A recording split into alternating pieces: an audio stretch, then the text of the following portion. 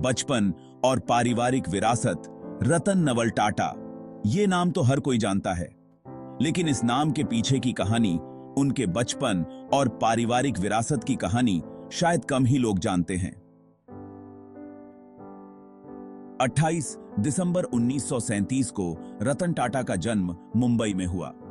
उस समय मुंबई एक तेजी से विकसित हो रहा शहर था और टाटा परिवार का नाम पहले से ही उद्योग जगत में एक प्रतिष्ठित नाम था। उनका बचपन मुंबई में ही बीता। मुंबई की गलियों में खेलते हुए उन्होंने अपने परिवार की विरासत और मूल्यों को करीब से देखा और समझा। उनका परिवार, टाटा परिवार, भारत के सबसे बड़े और सम्मानित बिजनेस फैमिलीज में से एक है। टाटा परिवार ने हमेशा से ही अपने व्यवसाय को समाज सेवा के रूप में देखा है।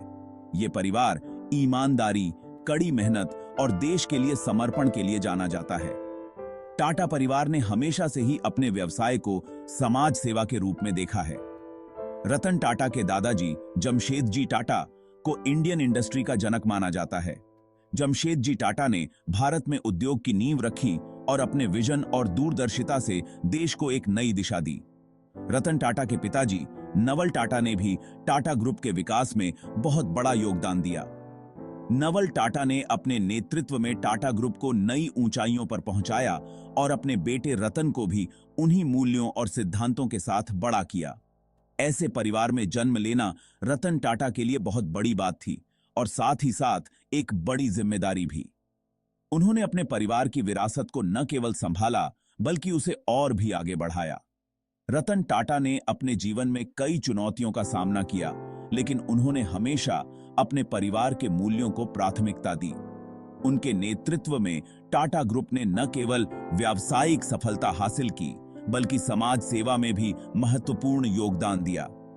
रतन टाटा का बचपन और पारिवारिक विरासत उनके जीवन की नींव है, जिसने उन्हें एक महान नेता और समाज सेवी बनाया। शिक्षा और शुरुआती प्रेरणा। रतन टाटा ने अपनी पढ़ाई मुंबई के कैथेड्रल और जॉन कॉनन स्कूल से शुरू की। इस स्कूल में उन्होंने न केवल शैक्षिक ज्ञान प्राप्त किया बल्कि अनुशासन और नैतिक मूल्यों की भी शिक्षा ली। यहाँ के शिक्षकों और सहपाठियों ने उनके व्यक्तित्व को आकार देने में महत्वपूर्ण भूमिका निभाई। आगे की पढ़ाई के लिए वो अमेरिका गए। यह उनके जीवन का एक महत्वपूर्ण मोड़ था, जहां उन्होंने नए अनुभवों और संस्कृतियों से परिचय प्राप्त किया। अमेरिका में बिताए गए समय ने उनके दृष्टिकोण को व्यापक बनाया और उन्हें आत्मनिर्भरता सिखाई। कॉर्नेल यूनिवर्सिटी से उन्होंने आर्किटेक्चर में ग्रेजुएशन किया। यहाँ उन्होंने न केवल वास्तुकला की बारीकियों को सीखा बल्कि रचनात्मकता और नवाचार के महत्व को भी समझा। कॉर्नेल में बिताए गए समय ने उनके सोचने के तरीके को बदल दिया और उन्हें एक नया दृष्टिकोण दिया। और फिर हार्वर्ड बिजनेस स्कूल से मैनेजमेंट की पढ़ाई पूरी की। हार्वर्ड में उन्होंने प्रबंधन के सिद्धांतों और व्यावहारिक ज्ञान को गहराई से समझा।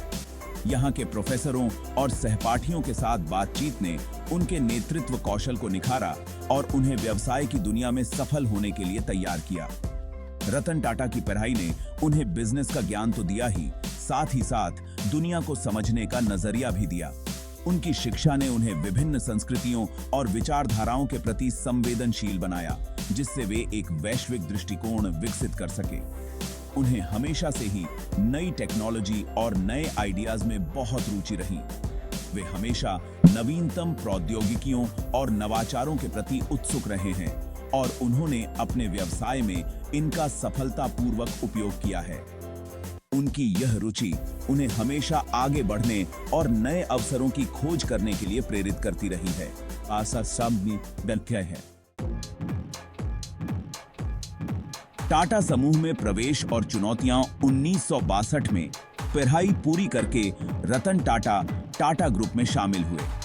उन्होंने टाटा स्टील के फैक्ट्री से अपना काम शुरू किया। ये उनके लिए एक साधारण शुरुआत थी, जिससे उन्हें जमीनी हकीकत समझने का मौका मिला। 1981 में उन्हें टाटा उद्योगों का अध्यक्ष बनाया गया। उस समय टाटा ग्रुप बहुत सारी मुश्किलों से गुजर रहा था। बहुत सी कंपनीज घाटे में चल रही थीं और उनका काम अच्छा नहीं था। नेतृत्व क्षमता और दूरदर्शिता। रतन टाटा ने अपनी सूझबूझ और नेतृत्व से टाटा ग्रुप को एक नई दिशा दी। उनके नेतृत्व में टाटा ग्रुप ने न केवल भारत में बल्कि अंतर्राष्ट्रीय स्तर पर भी अपनी पहचान बनाई। उन्होंने अपने कर्मचारियों को प्रेरित किया और उन्हें एक साझा दृष्टिकोण के साथ आगे बढ़ने के लिए प्रोत्साहित किया। उन्होंने पुराने और घाटे में चल रहे व्यवसायों को बंद करने और नए और बढ़िया क्षेत्रों में इन्वेस्ट करने का फैसला लिया। यह निर्णय आसान नहीं था, लेकिन उनकी दूरदर्शिता और साहस ने टाटा ग्रुप को नई ऊंचाइयों पर पहुंचाया। उन्होंने हमेशा गुणवत्ता और नवाचार पर जोर दिया। उनके नेतृत्व में टाटा ग्रुप ने इंफॉर्मेशन टेक्नोलॉजी, टेलीकॉम और ऑटोमोबाइल जैसे क्षेत्रों में कदम रखा। इन क्षेत्रों में उनकी कंपनी ने न केवल प्रवेश किया, बल्कि उत्कृष्टता के नए मानक स्थापित किए। उन्होंने टाटा ग्रुप को एक विविध और मजबूत संगठन बनाया। रतन टाटा ने टाटा ग्रुप की कंपनीज को दुनिया में मुकाबला करने लायक बनाया। उन्होंने वैश्विक बाजारों में प्रतिस्पर्धा करने के लिए अपनी कंपनियों को तैयार किया और उन्हें अंतर्राष्ट्रीय स्तर पर सफल बनाया। उनकी रणनीतियों ने टाटा ग्रुप को एक वैश्विक ब्रांड के रूप में स्थापित किया।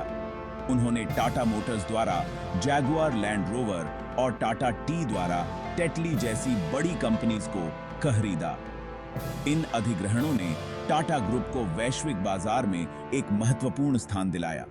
रतन टाटा की दूरदर्शिता और नेतृत्व ने टाटा ग्रुप को एक नई ऊंचाई पर पहुंचाया, जिससे यह एक विश्वसनीय और सम्मानित ब्रांड बन गया। रतन टाटा ने हमेशा समाज के लिए अपनी जिम्मेदारी निभाई। उनका मानना था कि बिजनेस को समाज के लिए भी काम करना चाहिए। उनका सबसे बड़ा सपना था कि हर भारतीय परिवार के पास अपनी कार हो। इस सपने को पूरा करने के लिए उन्होंने टाटा नानो कार लॉन्च की। हालांकि नानो कमर्शियली सक्सेसफुल नहीं हो पाई। रतन टाटा के नेतृत्व में टाटा ग्रुप पूरी दुनिया में फैल गया। आज टाटा ग्रुप दुनिया के 100 से भी ज्यादा देशों में काम करता है और इसके प्रोडक्ट्स और सर्विसेज लाखों लोग इस्तेमाल करते हैं। टाटा ग्रुप की सफलता का श्रेय रतन टाटा की दूरदर्शी सोच, नेतृत्व क्षमता और कड़ी मेहनत को जाता है। रतन टाटा एक सफल उद्योगपति होने के साथ-साथ एक महान समाज सेवी भी हैं। उन्होंने शिक्षा, स्वास्थ्य, गरीबी हटाने और डिजास्टर रिलीफ जैसे क्षेत्रों में बहुत से सामाजिक काम किए हैं। टाटा ट्रस्ट, भारत का सबसे पुराना और सबसे बड़ा चैरिटेबल ऑर्गेनाइजेशन, रतन टाटा के नेतृत्व में काम करता है। यह ट्रस्ट शिक्षा, स्वास्थ्य, गरीबी हटाने और गांवों के विकास जैसे क्षेत्रों में काम करता है। रतन टाटा के जीवन में बहुत उतार चढ़ाव आए। उन्हें बहुत बार असफलता का सामना भी करना पड़ा, लेकिन उन्होंने कभी हार नहीं मानी। उन्होंने हमेशा अपनी असफलताओं से सीखा और आगे बढ़ते रहे। यही सीख उन्हें सफलता के शिखर तक ले गई। उन्हें सफलता था। रतन टाटा का जीवन आज के युवाओं के लिए एक प्रेरणा है।